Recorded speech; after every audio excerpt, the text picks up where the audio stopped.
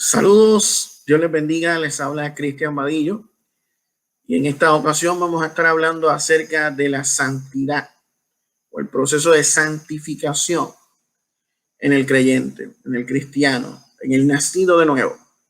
Y vamos a contrastar la santidad bíblica versus la santidad legalista o ese legalismo disfrazado de santidad que vemos en muchos movimientos pentecostales, rajatabla de santidad por dentro y por fuera.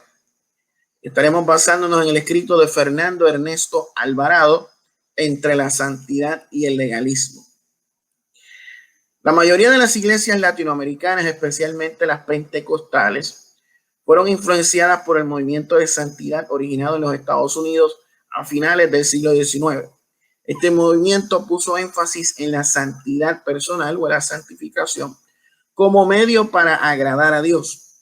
Y si bien esta enseñanza es correcta, se hace en desmedro de otra doctrina que fue el pilar del mensaje evangélico. La mecha que encendió la reforma del siglo XVI y a la cual el apóstol Pablo dedicó una parte central en sus epístolas, la salvación por gracia. Somos salvos no porque hayamos impresionado a Dios con nuestra conducta santa, como muchos equivocadamente están presentando o proyectando, sino por los méritos de Jesucristo, por los méritos de Cristo en la cruz del Calvario. Es que nosotros somos salvos y esta salvación por gracia se accede solo por medio de la fe en Cristo Jesús, como nos dice Romanos capítulo 1, versículo 17 y Efesios capítulo 2, versículos 8 al 9. La santidad es una consecuencia de la obra del Espíritu Santo en el creyente.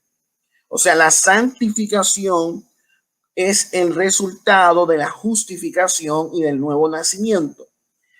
El Espíritu Santo comienza a obrar en el creyente como resultado de haber sido salvo por los méritos de Cristo.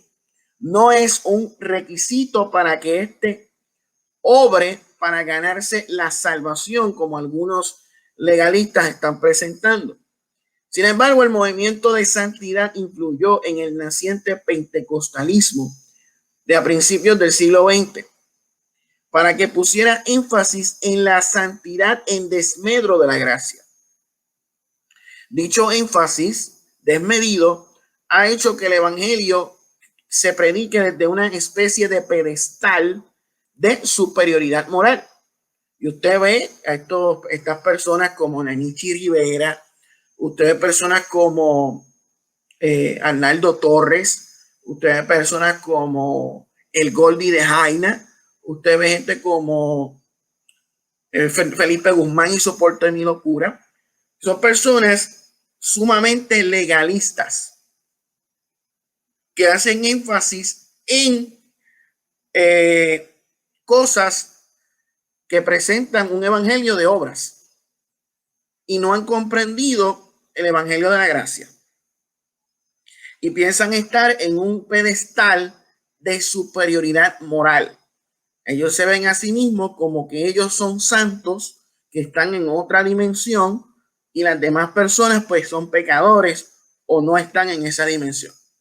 Se espera de un cristiano que está llamado a ser más santo que el resto de los mortales, pasado por alto, que seguimos siendo pecadores. Este énfasis es notorio cuando en el punto de la predicación recitamos el texto de Primera de Timoteo, capítulo 1, versículo 15, que nos dice: palabra fiel y digna de ser recibida por todos, que Cristo Jesús vino a morir al mundo a salvar a los pecadores. Y omitimos la última parte del versículo, cuando el apóstol Pablo dice: de los cuales yo soy el primero. Cristo vino a salvar pecadores, de los cuales yo soy el primero. O sea, Pablo seguía considerándose pecador, aún después de su conversión. Pero a nosotros parece que nos avergüenza reconocerlo públicamente. Este énfasis en la santidad personal en desmedro de la gracia hace que los pastores prediquen un estándar de santidad, que ha convertido al evangelio en un conjunto de reglas morales que debemos cumplir para alcanzar la santidad o incluso la salvación, de movimiento de santidad por dentro y por fuera. Y hacen énfasis en versículos bíblicos como en Hebreos cuando dice sin la cual nadie verá al Señor. Buscar la santidad no es incorrecto, pero ¿qué ha pasado con la cruz de Cristo? Pues ha pasado a ser una más de las tantas doctrinas de la Biblia que se dan por sabidas, pero son desconocidas.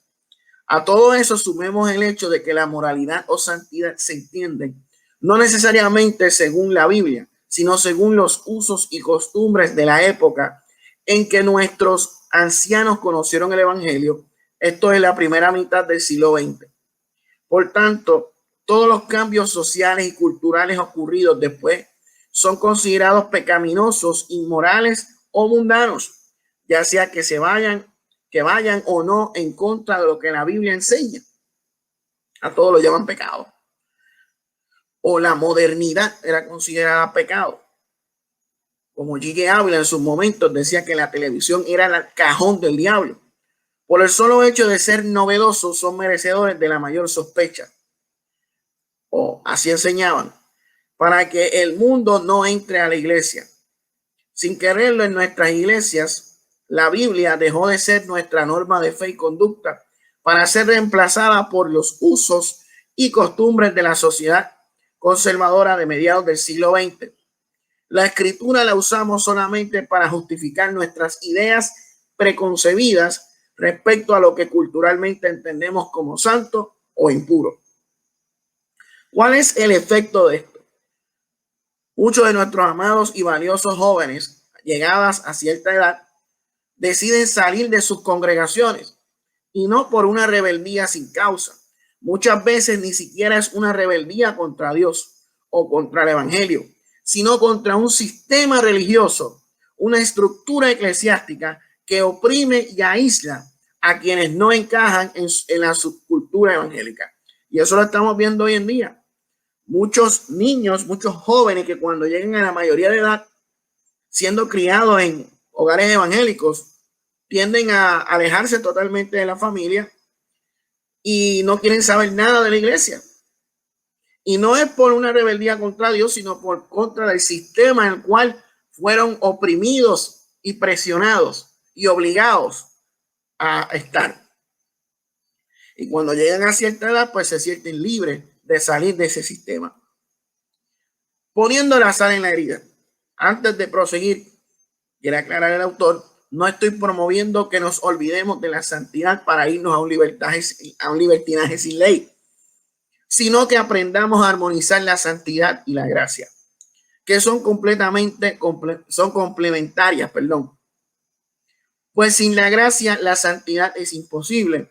No debemos olvidar que la ley de Dios nos fue dada como parte de la gracia y no como algo contrario a ella.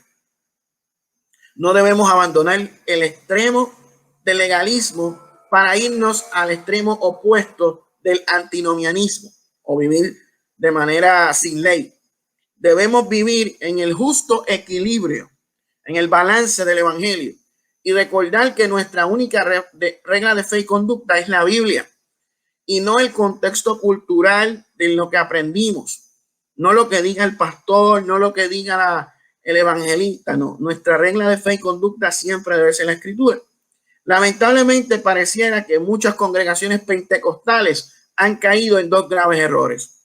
Primero, han olvidado la doctrina de la salvación por gracia por medio de la fe, para terminar predicando un mensaje moralista de salvación por la buena conducta o salvación por obras, donde usted se gana la salvación por medio de ayunos, oraciones y sacrificios. No saben distinguir entre el evangelio y el contexto cultural en que nuestros antecesores en la fe lo aprendieron, lo cual hace que terminen enseñando los usos y costumbres de principios o mediados del siglo XX en vez del evangelio mismo. Estos dos gravísimos errores nos muestran cómo un mal entendimiento teológico puede llevar a una mala práctica que es dañina para la iglesia. Como pastores y líderes, llamados a velar por las almas de nuestro rebaño, dice el autor, debemos exponer las deficiencias de un sistema religioso que no da toda la gloria a Cristo ni pone a su evangelio en el lugar que se merece, causando con ello mucho daño a las congregaciones. ¿Qué es el legalismo? ¿Qué es el legalismo? Hablar del legalismo en la cristiandad no es fácil, pues suele causar crispación entre los mismos creyentes. Por eso, antes de definir lo que es el legalismo, es necesario aclarar lo que no es. Primeramente, la santidad bíblica.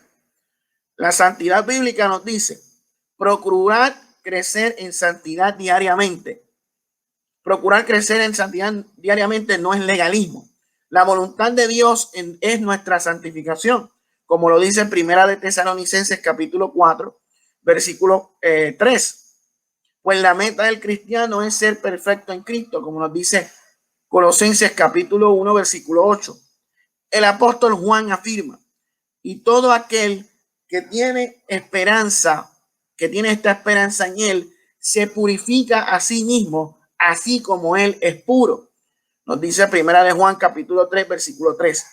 Vivir una vida piadosa que toma seriamente la ley de Dios y la ética cristiana no es legalismo, es parte de la santidad bíblica. Jesús lo expresó así: si me amáis, guardad los mandamientos. Juan 14, 15. Esa es la santidad bíblica. No obstante, recordemos como resumió Jesús toda la ley. Amarás al Señor tu Dios con todo tu corazón y con toda tu alma y con toda tu mente. Y amarás a tu prójimo como a ti mismo. Esa es la santidad bíblica. Limitar mi libertad por amor al hermano no es legalismo. Pablo lo explicó claramente. Por consiguiente, ya no nos juzguemos los unos a los otros, sino más bien decidir esto, no poner obstáculo o piedra de tropiezo al hermano, dice Romanos capítulo 14, versículo 13. Entonces, ¿qué es el legalismo o la santidad legalista? La santidad legalista o el legalismo disfrazado de santidad es una posición doctrinal que enfatiza un sistema de reglas y reglamentos para alcanzar tanto la salvación como el crecimiento espiritual. Los legalistas creen que es necesaria la estricta adherencia literal a esas reglas y reglamentos doctrinales,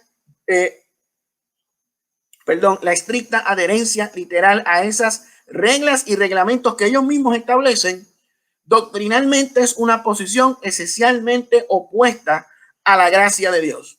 Aquellos que sostienen una postura legalista pueden fallar aún en ver el propósito real de la ley, especialmente el propósito de la ley de Moisés en el Antiguo Testamento, el cual es ser nuestro ayo o tutor para traernos a Cristo, como dice Gálatas capítulo 3, versículo 24. Aunque los practicantes de dicha posición doctrinal no pueden verlo, el legalismo es el intento por parte del hombre de ganar el favor de Dios por medio de la obediencia estricta a una serie de normas o leyes, o ganarse la salvación por medio de sus obras. Dicho de otra forma, es el intento de ser justificado y salvado, o de crecer en santidad por medio de la obediencia de la ley. Respecto a nuestra disposición, el legalismo es lo opuesto a ser compasivo, y así aún los creyentes pueden ser legalistas. El legalismo jamás nos hará santos, en vez de eso nos separa de Cristo.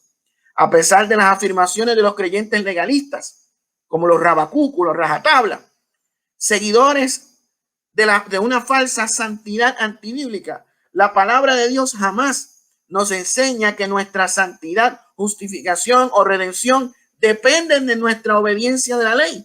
Por el contrario, la Biblia afirma lo siguiente en Romanos capítulo 3, versículo 20.